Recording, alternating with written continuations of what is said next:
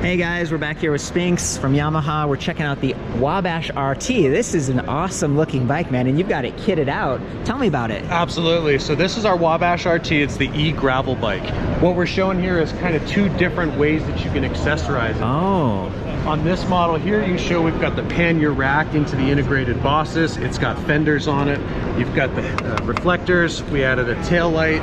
We added a headlight, little bag for your phone. Yeah. This is really set up as your performance commuter. And if you're looking for a bit more performance, something with a true drop bar, a little bit bigger wheel, Wabash RT is going to give you that gravel performance. Yeah. But again, you can still kit it out with accessories to create a really nice commuter. Or if you're looking for a little bit longer ride, we've kitted this one out with kind of a bike packing kit. Wow. You can do a multi-day adventure, all sorts of different terrain. So the Wabash RT, of course, features our PW Series ST motor, and that is tuned around the experience that you want to have on an e-gravel bike. I see. 500 watt-hour battery. Is that removable, the shield and the battery? Yeah, integrated battery. Easily comes out with these two bolts here. You can remove the cover, bring the battery inside for charging, or you can charge it right inside the bike. So they've got this big 4-amp charger that's going to go a little bit faster. I love that they've mounted the charge port up high on the left-hand side versus down here. You know, you don't want that to get kicked or snagged by the pedal. It is a little bit large, so if you have a backpack and you're throwing it in, that's one of the trade-offs. Is this accessory bar part of the loadout initially?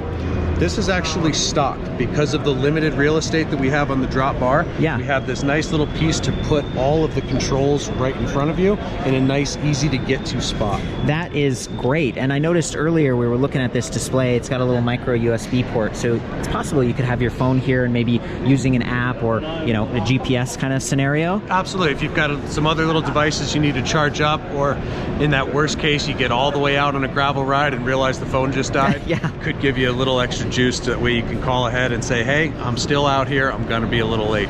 I love the flared bars. You know, it's obviously you have multiple hand positions, the hoods, the flats, and so on those long distance rides, it's a little more comfortable, but then having it be a bit wider, you probably have more control and power over the heavier, you know, slightly heavier wheel in that mountainous terrain if you do go off-road. Right, when we go for a gravel ride, we think of dirt roads. Up here in Colorado, not all dirt roads are nice, smooth, and gravelly, sharp right? rocks. Sharp rocks, big holes. So a couple of things to really increase the comfort, like you mentioned, the flared bar.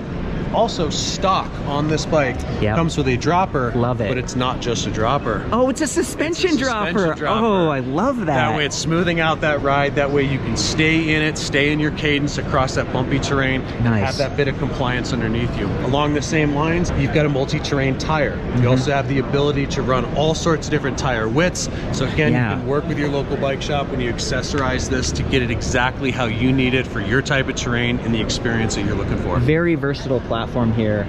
And is this the dropper post right here? Yep, this is your dropper post control. So again, nice and stealthy right on the handlebar. Beautiful. Easy access. Beautiful. And then looking at the drivetrain down here, we have the GRX. That is gravel specific. It's got that clutch so you can tighten the derailleur or loosen it, which is handy if you're, you know, maybe doing some rear wheel maintenance on the fly. It's an 11-speed drivetrain with 11 to 42 spread, which is very wide. You have that large 42-tooth sprocket in the rear, great for starting, for climbing, exactly what you want for gravel and a bit of cross-country riding. Since it's a mid-drive, it looks like we got quick release front and rear, and we've got hydraulic disc brakes, so 180s up front, the GRX group set carried through to the top.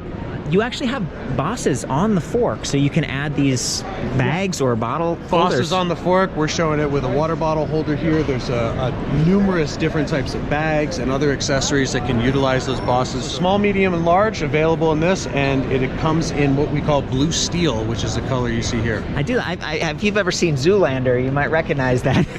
And then you have dealers all across the United States, as well as Yamaha-owned franchise. So YamahaBicycles.com, you can learn all about the bikes. You can find a dealer near you. We've got independent bike shops all over the country. We also have a great partnership with our motorsports dealers that carry a lot of our motorsport products.